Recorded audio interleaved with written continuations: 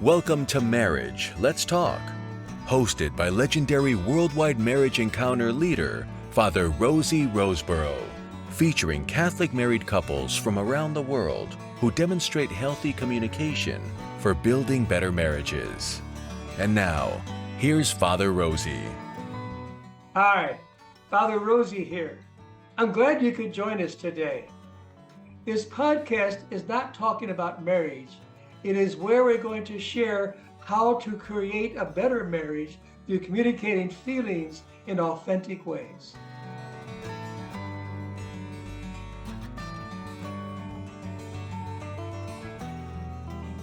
We welcome again Chris and Michelle Seaman, and tonight they have a question for us. So what are you going to share on tonight? Go ahead, dear. You picked it. What is my strongest feeling about initiating sex? Okay. Okay, I'll go first. My love, a quality of yours I found most endearing has been your dedication to keeping the shop super clean.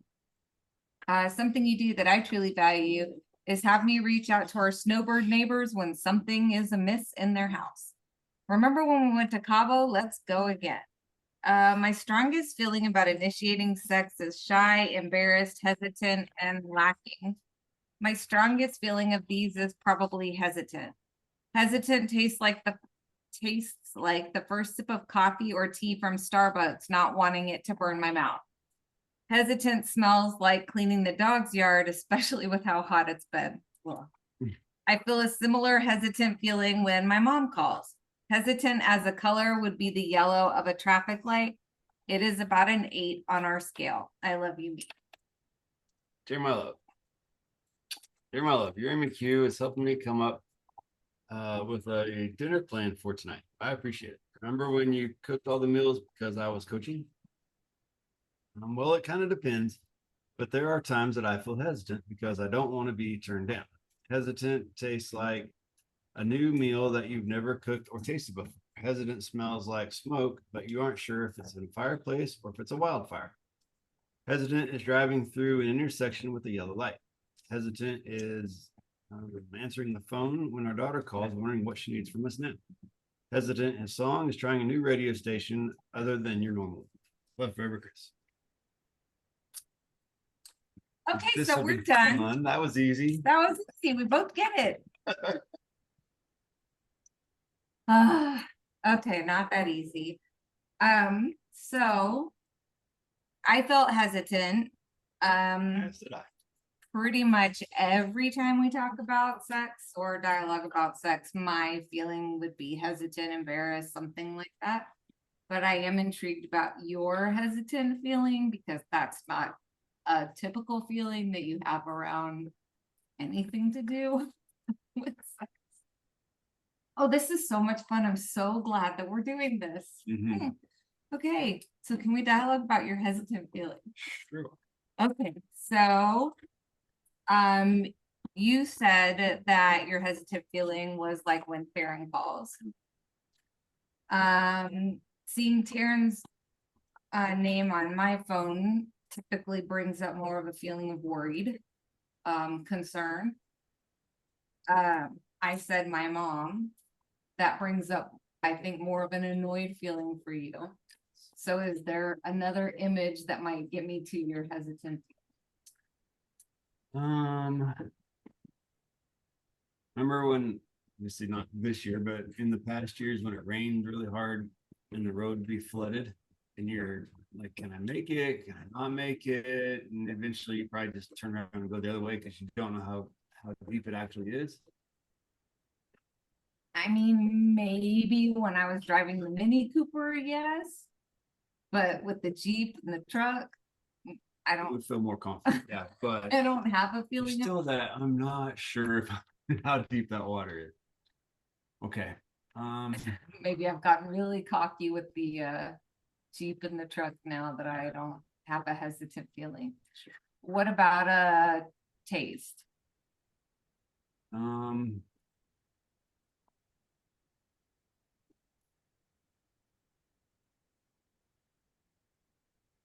When we go out to eat with Annie, and she says something's hot.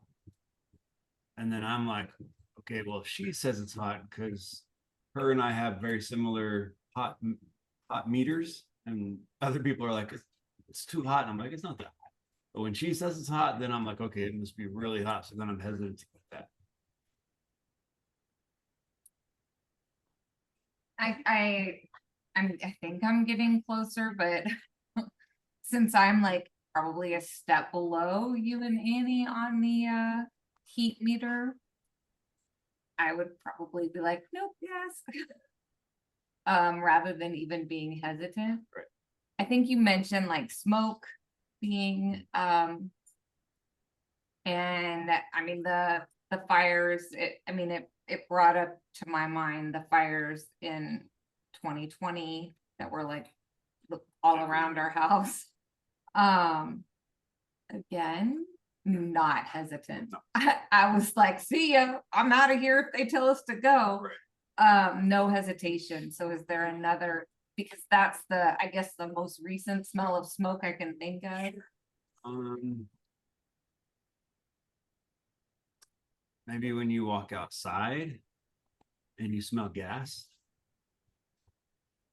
and you're like, oh, is that my car? Is it landscaping? Is it something else? What is that smell? You're wanting me to be more attuned to my surroundings. I'm like, oh, yes, must be landscapers around. Never ever thinking like, oh, could be one of our cars. So, okay, I get that. I don't know that I'm there. What about a previous experience that maybe we shared?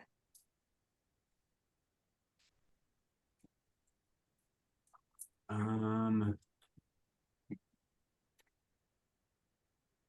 don't know how you felt, but when we went to swim with the dolphins on that one trip, and I didn't really know what to expect. I was kind of hesitant. I was excited about it, but I was actually more hesitant than to get in there with them because I was like, this is out of my comfort zone. It's really weird. I just didn't know.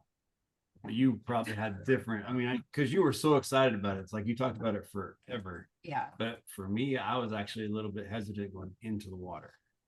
Huh. So that doesn't really No. help. No. So something that we were both hesitant on.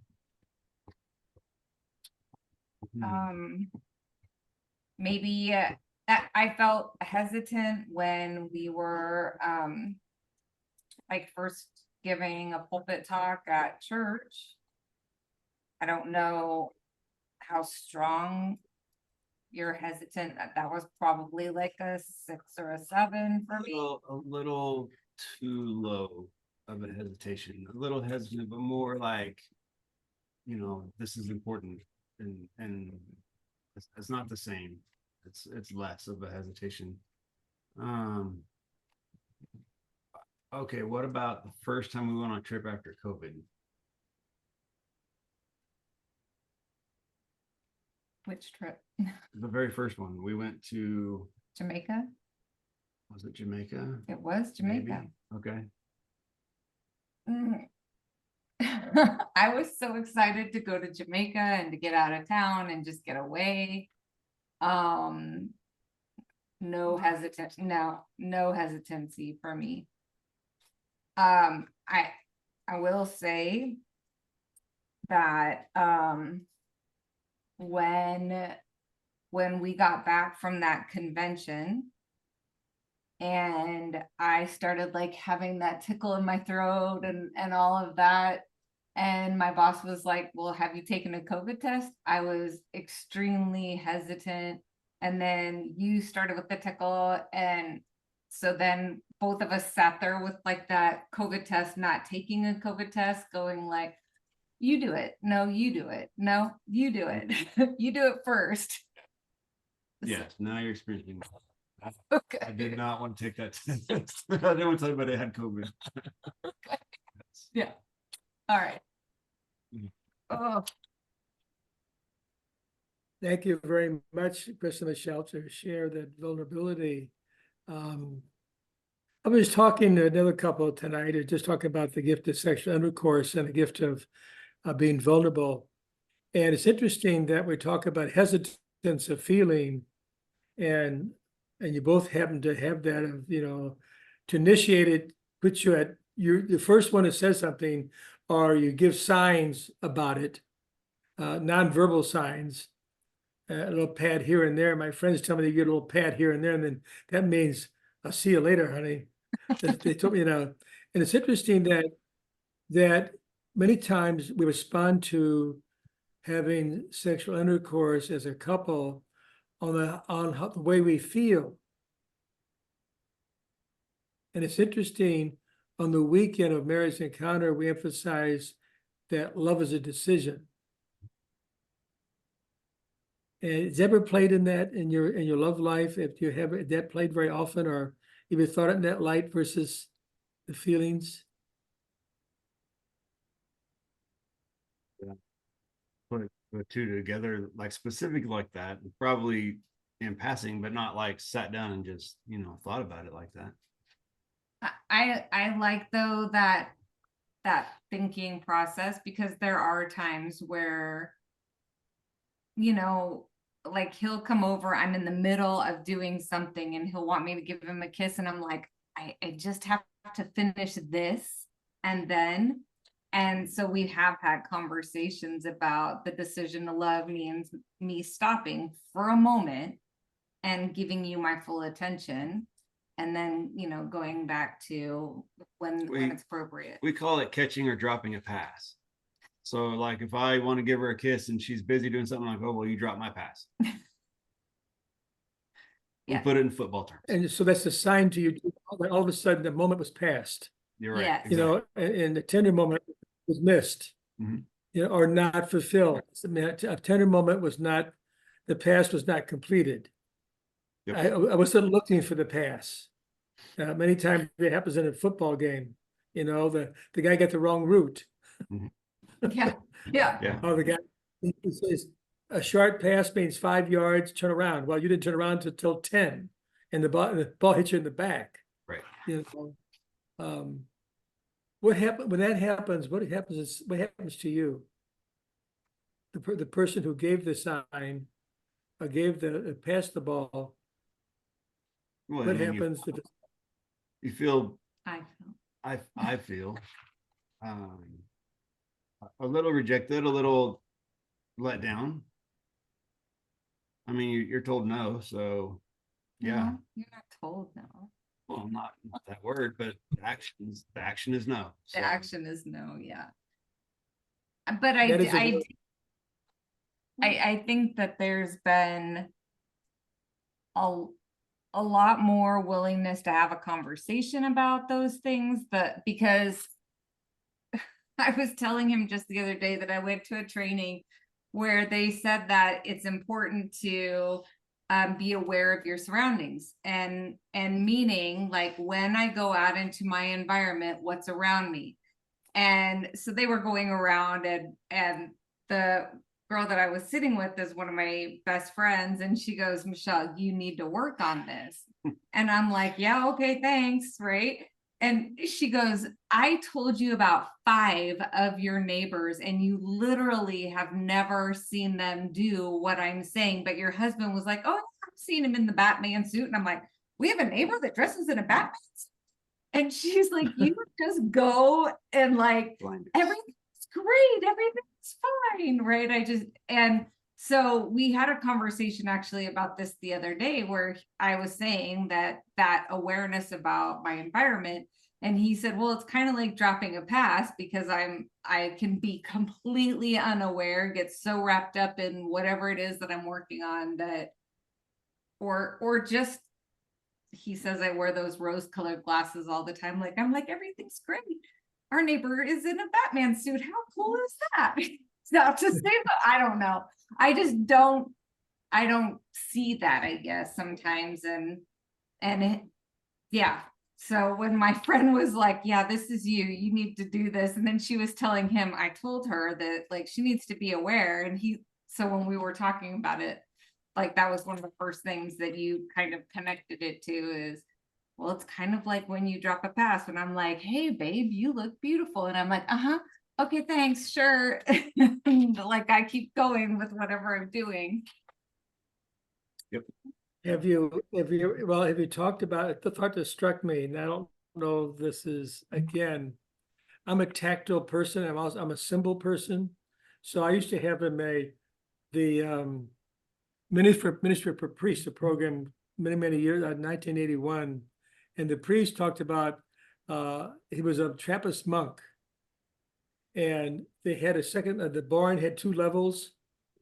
And the upstairs level, they brought all the manure and everything on top of the second level, and they had a trap door.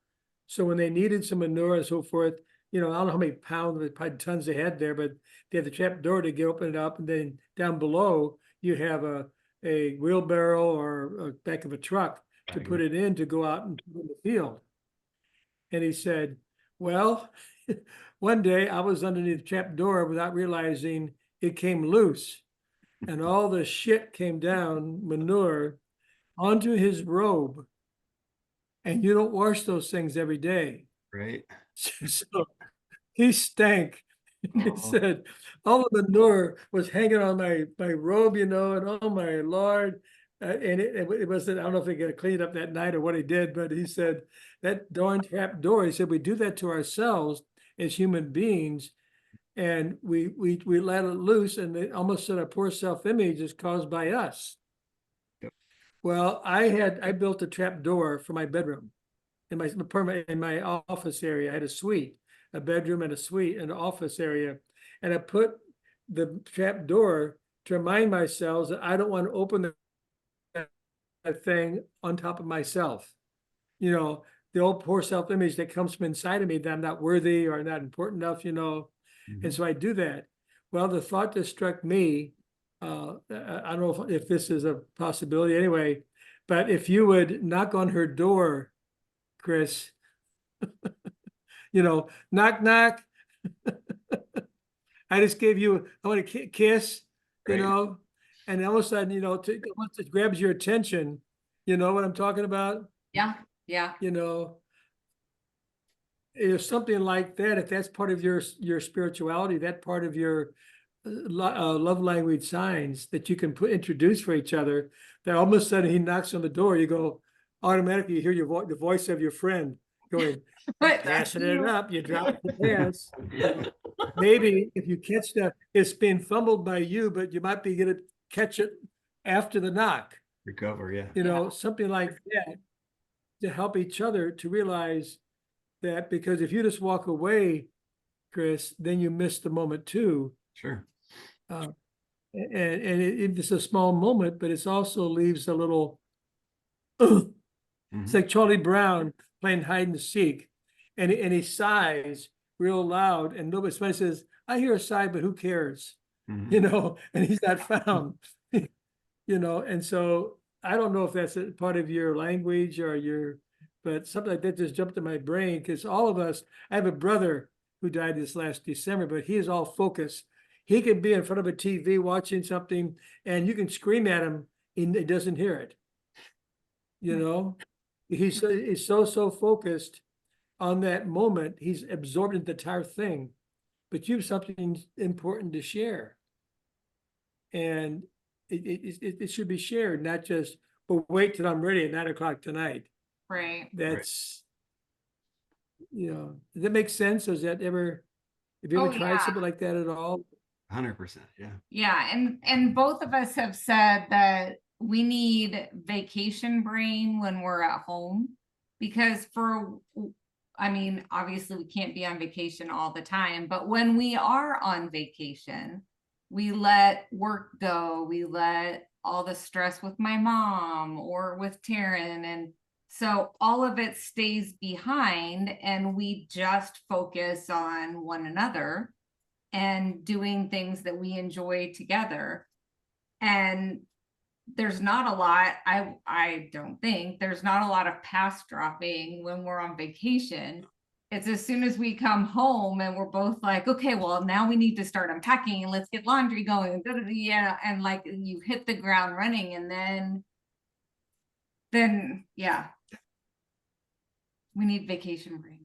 That is, it's, I've been taught and I've experienced it and I've done it myself, that when I'm working with the staff, all my ears are tuned to the staff.